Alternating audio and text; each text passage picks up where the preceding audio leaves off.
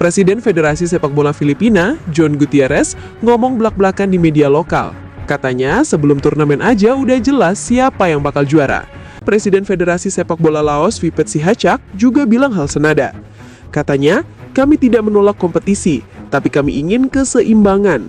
Kami belum siap melawan tim dengan 90% pemain luar negeri. Turnamen ini sejatinya jadi proyek baru FIFA bareng AFC buat ngangkat sepak bola Asia Tenggara ke level yang lebih kompetitif.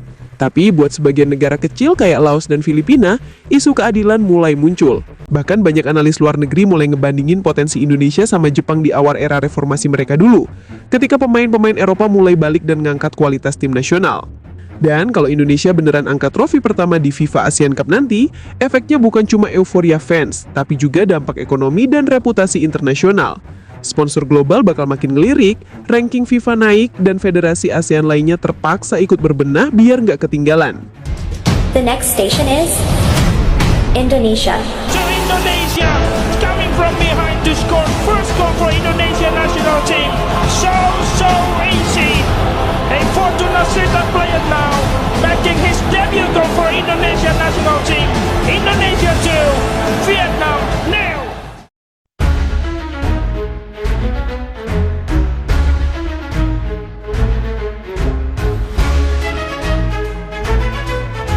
FIFA ASEAN Cup belum juga resmi dimulai, tapi udah ada drama yang bikin kawasan panas lagi.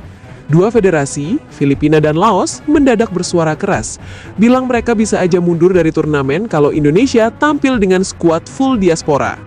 Presiden Federasi Sepak Bola Filipina, John Gutierrez, ngomong blak-blakan di media lokal. Katanya sebelum turnamen aja udah jelas siapa yang bakal juara.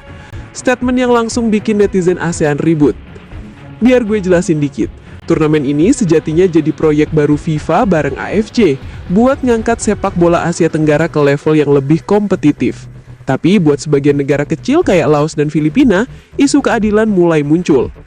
Mereka ngerasa turnamen bakal kehilangan esensi kalau satu tim terlalu jauh levelnya dibanding yang lain. Dan yang dimaksud itu jelas, Indonesia.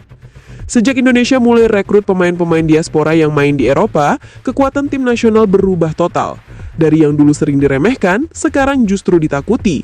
Bayangin aja kalau semua pemain diaspora bener-bener diturunin. Ada J. Itzas, Ivar Jenner, Tom Haye, Elkan Bagat, Sean Patinama, sampai Rafael Struijk dan Nathan Chu Aeon. Hampir semua punya pengalaman main di Eropa, dan ini bikin Indonesia secara kualitas udah beda kelas dibanding mayoritas tim ASEAN. Gutierrez mungkin ngomongnya pedas, tapi banyak yang ngelihat ini sebagai bentuk kejujuran. Dia tahu timnya belum siap bersaing di level kayak gitu. Di sisi lain, Presiden Federasi Sepak Bola Laos, Phipet Sihacak, juga bilang hal senada. Katanya, kami tidak menolak kompetisi, tapi kami ingin keseimbangan. Kami belum siap melawan tim dengan 90% pemain luar negeri. Pernyataan yang secara halus nyaku kalau kekuatan Indonesia saat ini udah di luar jangkauan mereka. Tapi ironisnya, Filipina sendiri juga punya program pengembangan pemain diaspora lewat PFF Next Gen. Mereka juga lagi rekrut pemain-pemain keturunan dari Amerika dan Eropa. Jadi kalau mereka bilang nggak adil, publik mulai ngerasa itu cuma alasan buat nutupin ketimpangan kualitas. Karena faktanya, sepak bola modern udah global. Negara manapun berhak manfaatin pemain diaspora asal statusnya sah. Dan dari sisi FIFA, mereka justru dukung langkah kayak gitu. Dalam pernyataan resminya, FIFA bilang kalau turnamen ASEAN Cup bukan dibuat buat membatasi potensi negara tertentu, tapi buat nunjukin perkembangan sepak bola kawasan. Jadi kalau Indonesia punya pemain diaspora yang bisa naikin level kompetisi, yaitu justru hal positif. Sekarang kita ngomong realistis, kalau semua pemain diaspora Eropa beneran ikut, peluang Indonesia juara jelas terbuka lebar. Secara taktik, mereka bisa main dengan dua gaya. Ball position cepat khas Belanda, tapi tetap punya semangat dan intensitas ala Asia Tenggara. Kombinasi ini susah banget dilawan oleh tim yang masih bergantung pada pemain domestik. Jadi wajar kalau dua federasi itu merasa minder, karena di atas kertas, kekuatan Indonesia jauh lebih merata. Masalahnya bukan cuma soal takut kalah. Laos dan Filipina ngerasa kalau perbedaan level terlalu jauh, tujuan turnamen buat ngembangin sepak bola ASEAN malah gagal. Mereka takut turnamen berubah jadi pameran satu negara doang. Tapi balik lagi, sepak bola itu kompetisi, bukan kursus bareng. Kalau lo mau naik level, ya harus berani hadapin lawan yang lebih kuat. Dan publik ASEAN kayaknya sepakat di satu hal, protes dua negara itu justru memperkuat citra Indonesia sebagai tim yang paling diperhitungkan saat ini. Gutierrez bisa aja nyindir, tapi kata-katanya malah jadi promosi gratis buat tim Garuda. Sementara di Indonesia sendiri, euforianya luar biasa. Banyak yang percaya kalau semua pemain diaspora fit dan dilepas klubnya, ini bakal jadi timnas paling solid sepanjang sejarah modern. Bahkan banyak analis luar negeri mulai ngebandingin potensi Indonesia sama Jepang di awal era reformasi mereka dulu, ketika pemain-pemain Eropa mulai balik dan ngangkat kualitas tim nasional. Dan kalau Indonesia beneran angkat trofi pertama di FIFA Asian Cup nanti, efeknya bukan cuma euforia fans, tapi juga dampak ekonomi dan reputasi internasional. Sponsor global bakal makin ngelirik, ranking FIFA naik, dan federasi ASEAN lainnya terpaksa ikut berbenah biar nggak ketinggalan.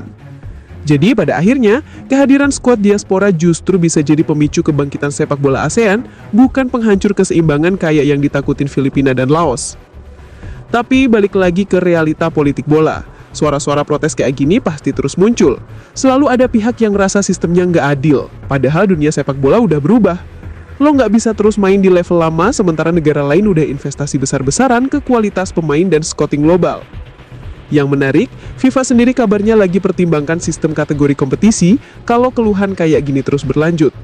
Misalnya, turnamen ASEAN Cup dibagi 2 tier, divisi utama dan divisi pengembangan. Tapi kalau itu terjadi, ya makin jelas Indonesia bakal main di level atas sendirian. Dan kalau hal itu beneran terjadi, komentar John Gutierrez tadi bakal jadi kenangan lucu di masa depan. Karena yang dia bilang udah jelas siapa juara, bisa aja nanti bener-bener terbukti.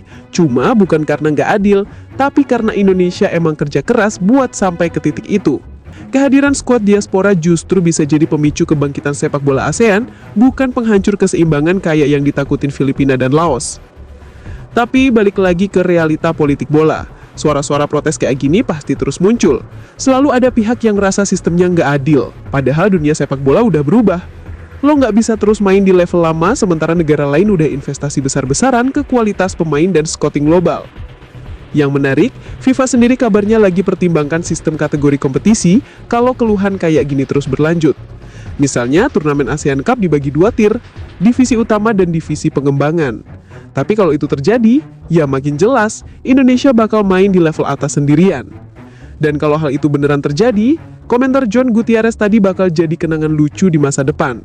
Karena yang dia bilang udah jelas siapa juara, bisa aja nanti bener-bener terbukti.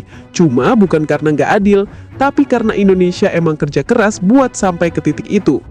Jadi pertanyaan terakhirnya simpel aja. Apakah Indonesia sekarang udah terlalu kuat buat ASEAN? Atau justru ASEAN yang terlalu nyaman di zona lama mereka? Tulis pendapat lo di kolom komentar karena debat ini bakal panjang.